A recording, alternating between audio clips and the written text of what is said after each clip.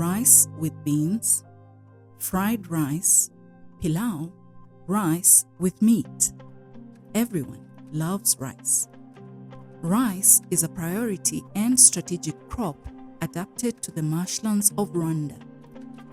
With the country's gross domestic product averaging 7.8% from the year 2000 to 2019, the incomes of Rwandans have been on an upward trend. This has led to rising standards of living and a shift in the eating habits of Rwanda's population. As a result, rice is becoming a staple in many homes across the country. Through the National Rice Development Strategy, the government of Rwanda has taken the initiative of boosting local production to meet the growing demand. The NRDS program stands for the National Rice Development Strategy, and this was just initiated to implement the development of the rice sector here in Rwanda in terms of quantity, quality, and all connected areas. According to a written statement from the Ministry of Agriculture, a policy framework has been put in place to consolidate the rice value chain in Rwanda. Rwanda's National Rice Development Strategy is aligned with the government's Vision 2050, which, through its Economic Development and Poverty Reduction Strategies (EDPRS), aspires to transform the subsistence nature of farming into market-oriented agriculture. The NRDS envisioned firm linkages along the rice value chain through the following 4 strategic objectives.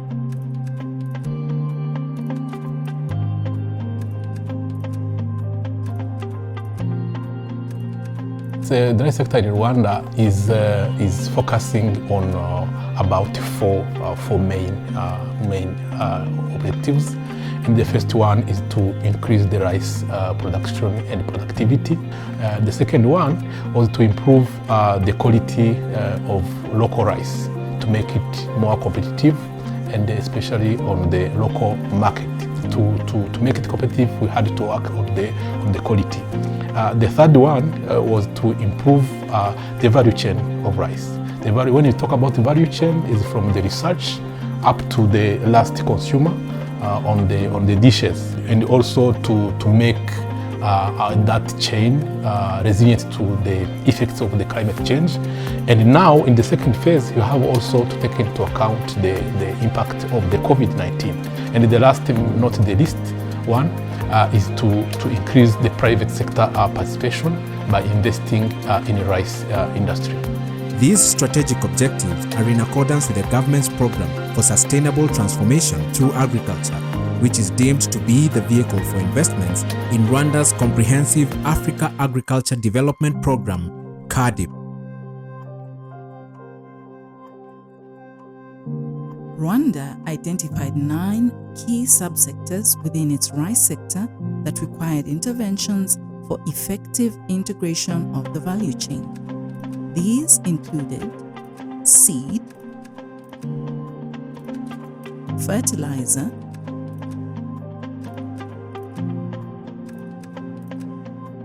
irrigation, extension,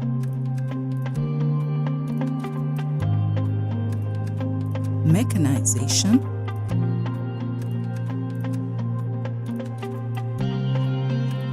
quality improvement,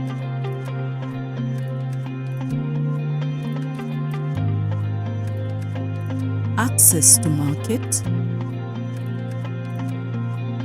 access to finance, and overall policy tools. In line with this strategy, the Rwanda Agricultural Board has concentrated on research to ensure that the varieties of rice produced locally are suited to Rwanda's climate, marshlands, and markets. Aha ni gahunda aho dukorera ubushakashatsi ku mashami y'amavariyete. Tukaba dufite gahunda, tukurikiza gahunda ya guverinoma yo gushaka imbuto nziza zishobora kuba competitive ku isoko. Aha murasanga gahunda ya long grain, aho dufata variety yitwa ganza twayihuza na watt, iganza aba ari ikigabo, watt akaba ari ikigore, bikaduha long grain variety. Tukaba dufite n'indi gahunda ya aromatic aho duhuza imbuto zihumura, tukaba dufite ikigore cyitwa buryohe ariko tukagihuza n'ikigabo cyitwa rab 115. Tukaba dufite indi gahunda ya gatatu ya medium variety dukoresheje amavariete yavuye Korea, tukayahuza n'amavariete yacu ariyo bwiza ahubwo dukoresheje bwiza ikatubera ikigore tuyakoresheje na mavariete ava muri Korea. Cyo kimwe n'imbaturabukungu. Imbaturabukungu ni imbuto iba Bugarama, nayo iri muri ya gahunda ya medium variety tuba tugakoresha amoko aturutse Korea, tukayabangurira kuri imbaturabukungu.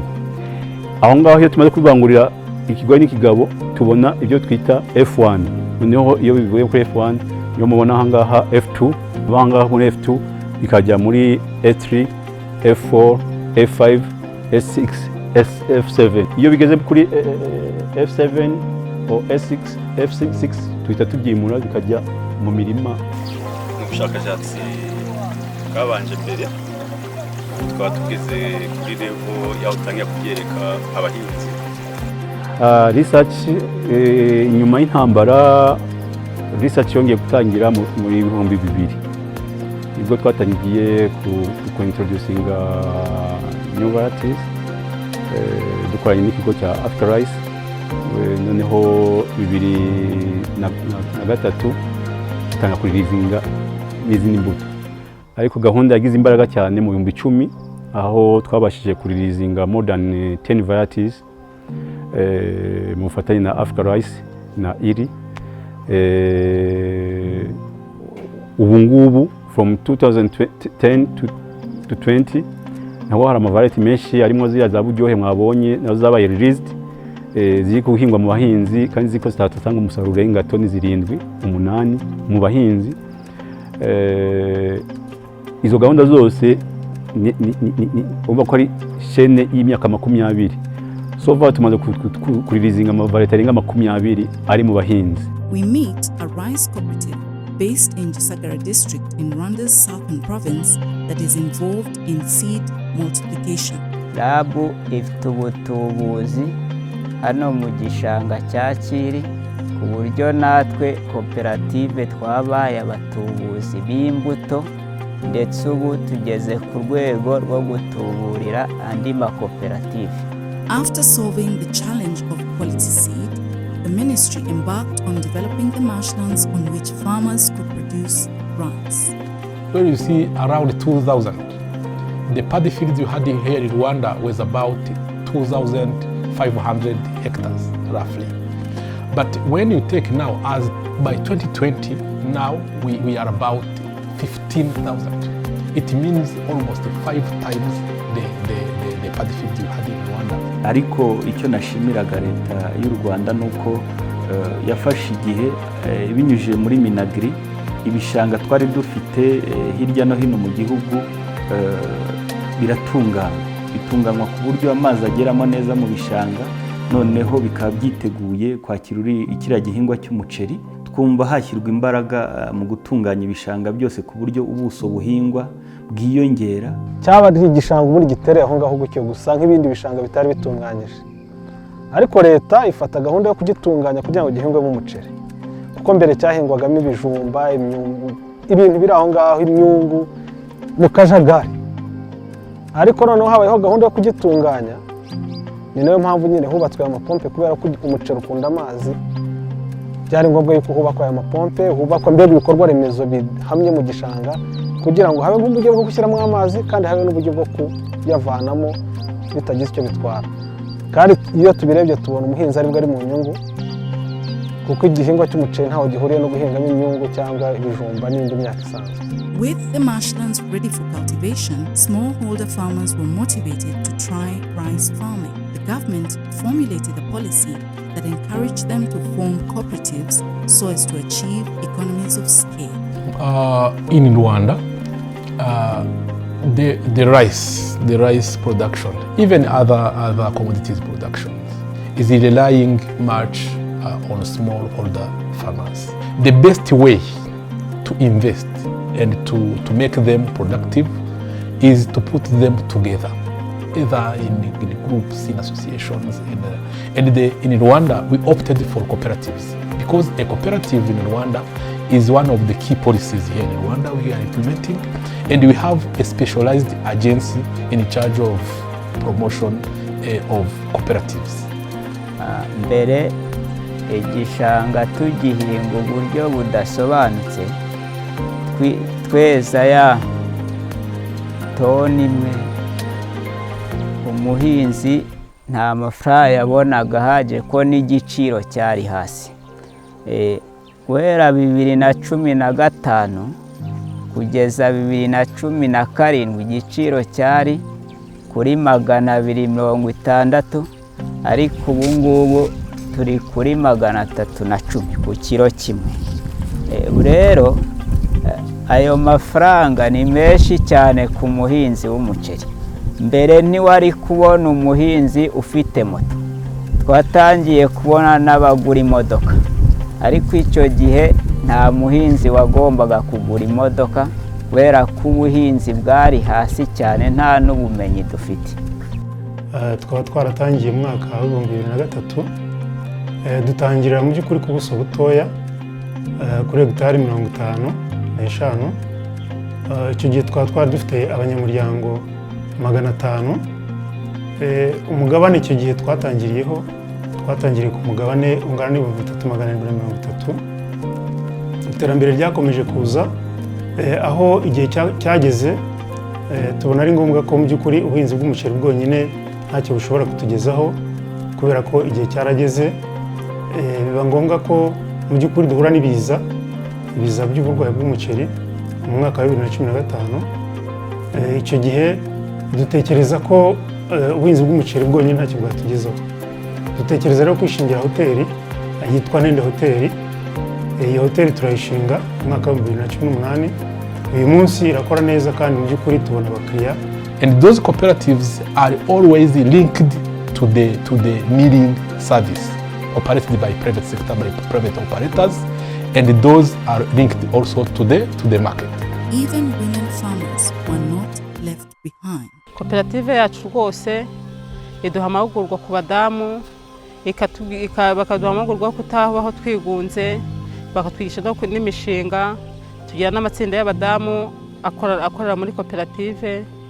Muri make koperative yatumye abadamu tubaho tutigunze, kandi itwereka ko iduha n'amahugurwa twereka ko n'abadamu dushoboye, natwe hari imishinga twakora ikabasha kutugeza ku rugero runuru.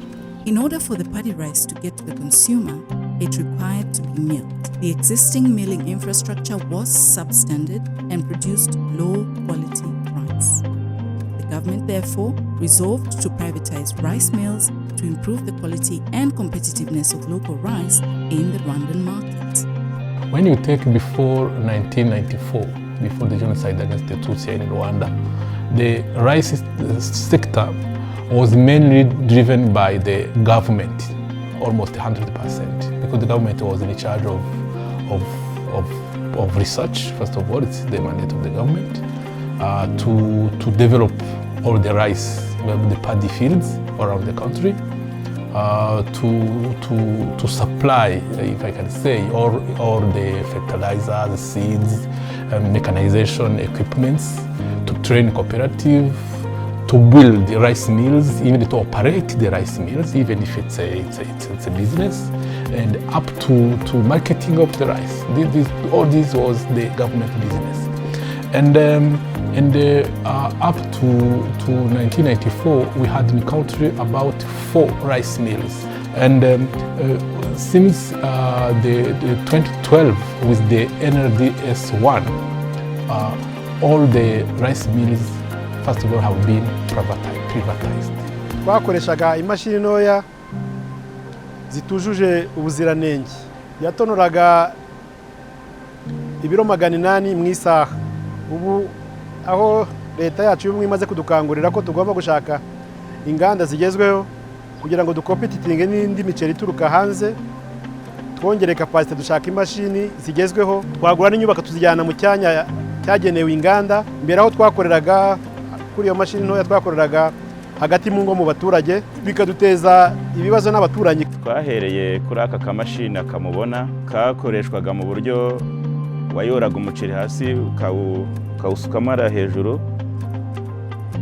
ukatonorwa, ugasohokana n'amabuye n'imyanda, tukawupakinga mu mifuka itagira ibirango, tukawucuruza hano mu baturage. Twagannye banki kugira ngo tubashe kubona izo mashini ndetse n'inyubako nziza zigezweho zijyanye n'igihe, zijyanye n'icyerekezo. Uruganda dufite ni uruganda rwatekerejwe n'abahinzi ubwabo, bamaze kurutekereza ariko dusanga ko umuntu waramutse mu bitekerezo twagiye twabonye ko atari byiza ko koperative yashinga uruganda ubwayo, duhamagara n'abandi bashoramari turafatanya. Icyo gihe twahereye kuri 38%, ariko ubu ngubu kuko mu minsi yashize hari undi mushoramari nawe washatse gushyira imigabane ye ku isoko, twarayiguze, rero ubu tugeze kuri 71%. Niyo rero yaje gushaka umufatanyabikorwa, yavuye muri Australia, niwe yashyizemo umugabane we 30%, abahinzi nabo bafitemo 40%. The privatization and modernization of rice mills in Rwanda depended on the active participation of government, from formulating policy to executing the envisioned reforms. Yes, the government have been supporting the financing, sometimes by the matching grants or to facilitate the loans and finding partners. Or the government have been establishing the rice mills, but then privatizing to the private sector. Ubwo buryo bwo kugira ngo bashishikarize abahinzi ndetse n'abantu bandi babikorera ku giti cyabo kugira ngo inganda zijye mu maboko yabo, ni umwanzuro mwiza, ndetse ubona yuko ni ingamba nziza, ni strategy nziza zishobora gutuma iyi business izaramba. Bivuge rero yuko haba harimo kubigira ibyabo, ownership. Ni uburyo rero bwiza ubona yuko business, kandi nkuko mubizi leta y'u Rwanda economy y'igihugu yayishyize mu maboko y'abikorera. This strategy to privatize and modernize rice mills in Rwanda has brought benefits across the value chain. But when the private sector have been engaged, so that the quantity of the rice available to the market have been much increased, the quality have been improved, and even the sector have been more, if I can, more and more viable. Twatangiranye ubushobozi buke dukoresha imashini za kera, twatangiye dukorera mu nyubako ziciriritse, dukorana n'abakiriya bakeya. Izo mashini nk'uko nabivuze ntabwo zatonoraga umuceri mu buryo bwiza butunganye, uburyo umuceri wawujuje ibisabwa, wasaga umuceri ucikagurika, umwishi ugasohokera mu bishishwa biriya by'umurama, hanyuma umuceri nawe ushoboye kuvamo wasanga atari mwiza ku isoko.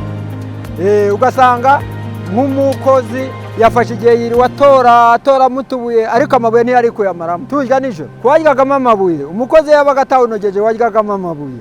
Umuceri dufite ubu ngubu ku isoko urashimwa, bityo tugashobora guhangana mu biciro n'ibituruka hanze, duteza imbere iby'iwacu. Muri ubwo buryo kandi twungutse abakiriya benshi. N'abahinzi b'umuceri bo inshingano bafite nizo guhinga umuceri, bakawukusanya, bakawugemura ku ruganda. Icyo rero dufasha umuhinzi ni ukumugura wa musaruro we mwiza kandi agahemberwa ku gihe. Although the rice paddy production has yet to meet the mill's capacity, the growth in the sector is evident as farmers have begun to reap the fruit of their labor. Babona bonus ku buryo nk'uyu season ishize twabaye $125,000,000. N'inyungu iyo zibonetse ziramanuka no kuri abanyamuryango. Kugira ngo muri bino mwaka ngo ushize mu gihe cya Covid twahaye abanyamuryango dividende ingana n'amafaranga 8,000 n'amafaranga 401 kuri buri munyamuryango. In partnership with other members of the Coalition for African Rice Development, the government of Rwanda has stayed on course with its national rice development strategy, supporting the sector to improve the competitiveness of local rice. The cards have been supportive, first of all, in putting in place the national rice policy and to develop these national rice development strategies. The first version, even today we are working with them, and they are partners together with JICA, together with AGRA, to support us in order to put in place to streamline the rice sector here in Rwanda by learning and by cooperating with our peers, African countries, in order, because almost you will see that we have almost the same constraints. We are in the same, almost in the same conditions. We are operating under the same constraints, and to working together enable us to learn from each other and to support each other in solving the constraints that are met by the rice sector in all the African countries. So when it comes to maybe even just starting from local production, already Rwanda has become a very large and significant rice consumer over the last few years. And so what we've seen is that production of rice is not matching that consumption. So already Rwandan rice today on the market only accounts for about 45% of annually consumed rice. Minagri tuba hafi Minicom nuko Marab tugahinga za mbuto tuzajyana ku isoko kugira ngo dushobore guhangana na zira ziva hanze ya Tanzania, Pakistan, duhinga variete zigezweho. Through sensitizing the entire value chain to adhere to local and international quality standards, the government has ensured that the rice that is sold in the market can compete in terms of quality. RSB set the standards of the rice, of the machines that are used in the machinery used in the rice production, in order to make our sector competitive, because we have to be transparent with known and transparent operations in rice milling, the quality of the rice we're putting on the market. When you talk about the grades, what is the grade 1, what is the grade 2, what are the rate of this, what are the parameters, all of these to put in place regulations in the rice sector has been worked out in collaboration with the Rwanda Bureau of Standards. Over the last 10 or so years, there's been improvement to increase the production but also the quality of the rice. And so we work very closely with the Rwanda Standards Bureau in terms of setting the necessary standards for rice production, ensuring that we can provide them with the capacity building skills that they need, but also with the machinery that is able to process quality rice as well, and packaging and other incentives and support mechanisms that we can provide to not just them but also other made in Rwanda specific processors and producers. Dufite ibirango bya S-mark vuge ko iyo product y'umuceri wacu uyiriye nta kibazo wagira, yujuje ubuziranenge.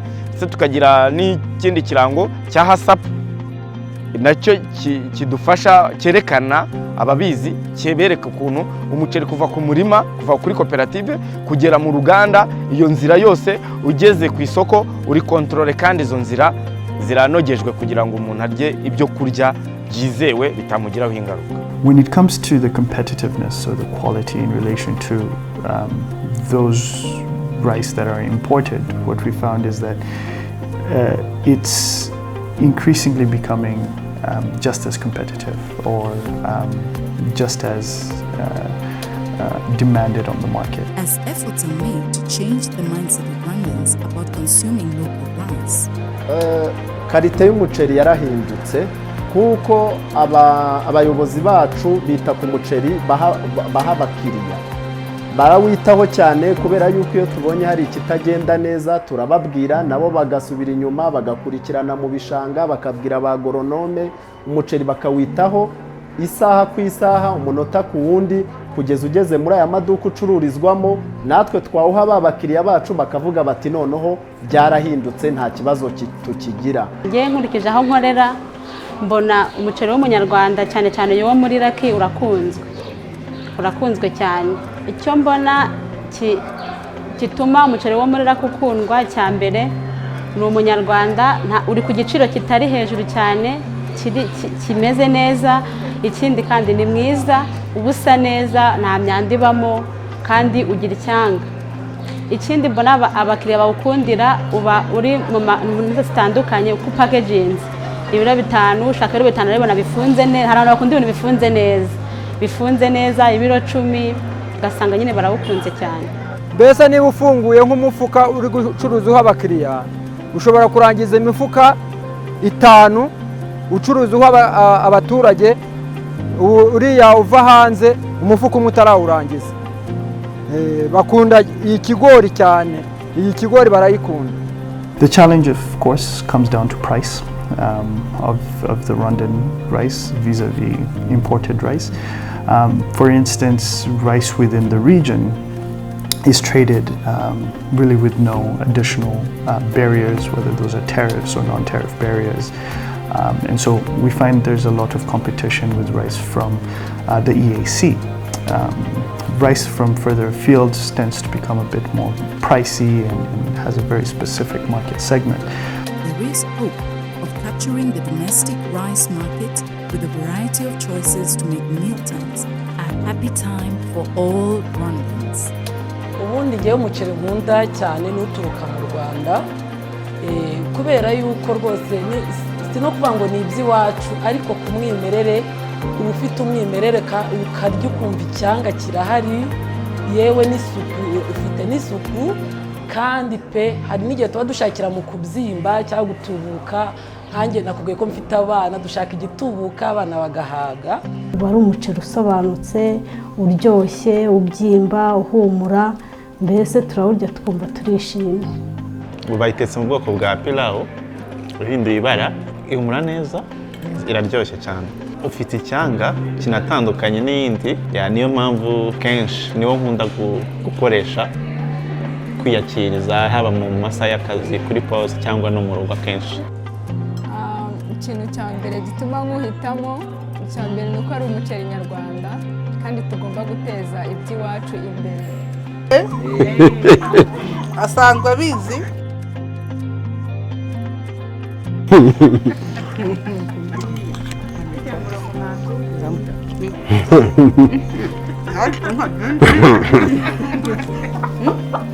Turabyibuha kuko turya neza.